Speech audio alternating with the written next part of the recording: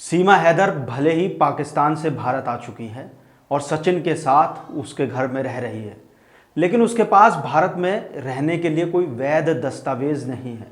कोई भी शख्स किसी दूसरे देश में तभी रह सकता है जब उसके पास ज़रूरी दस्तावेज हों, लेकिन सीमा के मामले में उसके पास भारत में रहने का वीज़ा नहीं है और ना ही कोई जायज़ वजह। इसलिए इस बात की चर्चा की जा रही है कि आखिर कब तक सीमा भारत में इस तरह रह सकती है। इसके लिए कुछ नियम होते हैं और भारत में इसके लिए कानून भी है। नमस्कार, खबर की खबर में बात करेंगे कि गैर कानूनी तरीके से भारत में रह रही सीमा के पास कौन कौन से विकल्प हैं जिससे वो भारत में रह सकती हैं। इस पूरे मामले को देखें तो सबसे बड़ा मुद्दा है कि सीमा ने भारत में गैर कानूनी तरीके से एंट्री ली है और इस तरह सीमा अवैध प्रवासी है।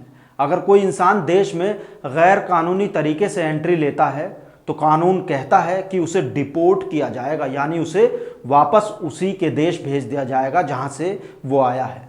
सीमा ने अपने बच्चों के नाम बदल दिए हैं, बच्चों के नाम हिंदुओं वाले नाम रख दिए गए हैं और उनका कहना है कि वो हिंदू बन चुकी है। मगर अब सवाल पैदा होता है कि अगर सीमा के सिर्फ धर्म बदल लेने मात्र से उसे भारत में बिना वीज़ा और नागरिकता के बगैर रहने की अनुमति दी जा सकती है, तो इसका जवाब है नहीं। सिटीजन अमेंडमेंट एक्ट कहता है कि अगर कोई नागरिक पाकिस्तान, अफगानिस्तान, बांग्लादेश और पड़ोसी देश में अल्पसंख्यक के तौर पर रहता था और धर्म को लेकर उसे वहां प्रताड़ित किया जा रहा था और वो 31 दिसंबर 2014 तक भारत में आ चुका था, तो उसे नागरिकता मिल सकती है। इसके लिए सबसे बड़ी शर्त उन देशों में अल्पसंख्यक होना था, लेकिन सीमा हैदर के मामले में हालात दूसरे हैं। सीमा ना तो अल्पसंख्यक है और ना ही ये मामला 2014 से पहले का है, इसलिए सीमा पर यह नियम कतई लागू नहीं होता। भारत में नागरिकता पाने के कुछ तरीके हैं।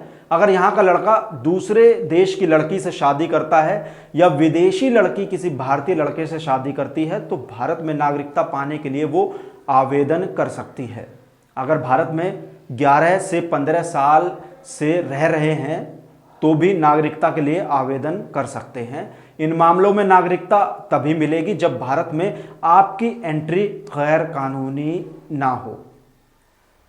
विदेशी अधिनियम और पासपोर्ट अधिनियम 1920 के तहत अवैध प्रवासियों को कैद या निर्वासित किया जा सकता है। ये दो अधिनियम केंद्र सरकार को भारत में विदेशियों के प्रवेश, निकास और निवास को नियमित करने का अधिकार देते हैं।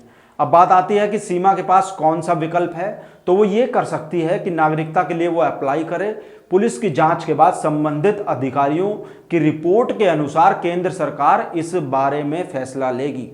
नागरिकता देना या नहीं देना केंद्र सरकार का विशेष अधिकार है, जिसमें राष्ट्रीय सुरक्षा और मानवाधिकार के मद्देनजर फैसला लिया जाता है।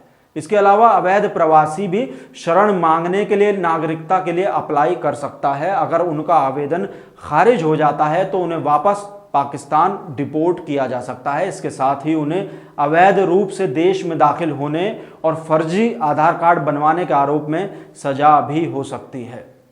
इसके अलावा अगर सीमा गृह मंत्रालय और विदेश मंत्रालय में दया याचिका दाखिल करे कि उसके बच्चों और उसे पाकिस्तान में जान माल का खतरा है, वहाँ उसे नुकसान है, इसलिए उसे यहाँ भारत में रहने की परमिशन दी जाए और हलफनामे में वो ये कहे कि वो यहाँ किसी गलत इरादे से नहीं आई है।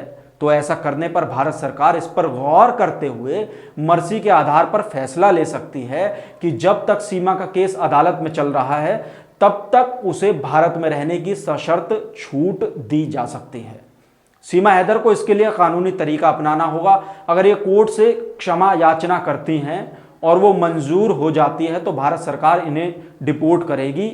इसके बाद इन्हें भारत में आने के लिए लीगल तरीका भी अपनाना होगा। अगर इन्हें भारतीय पुरुष से शादी करनी है तो पहले पति को तलाक देना होगा, इसके बाद भारतीय शख्स से शादी करनी होगी, इसके बाद इन्हें भारत में नागरिकता के लिए आवेदन करना होगा। अगर भारतीय शख्स के साथ लीगल तरीके से शादी करती है सीमा तो इसे नागरिकता मिल सकती है भारत की। सीमा हैदर का मामला भारत में नागरिकता के किसी पैमाने में फिलहाल तो फिट नहीं बैठता है, इसलिए वर्तमान हालातों के आधार पर उसे नागरिकता मिलना बहुत मुश्किल है। आगे भी और ऐसी खबरों के लिए हमारे चैनल खबर की कवर को सब्सक्राइब कर लें और शेयर करना बिल्कुल ना भूलें।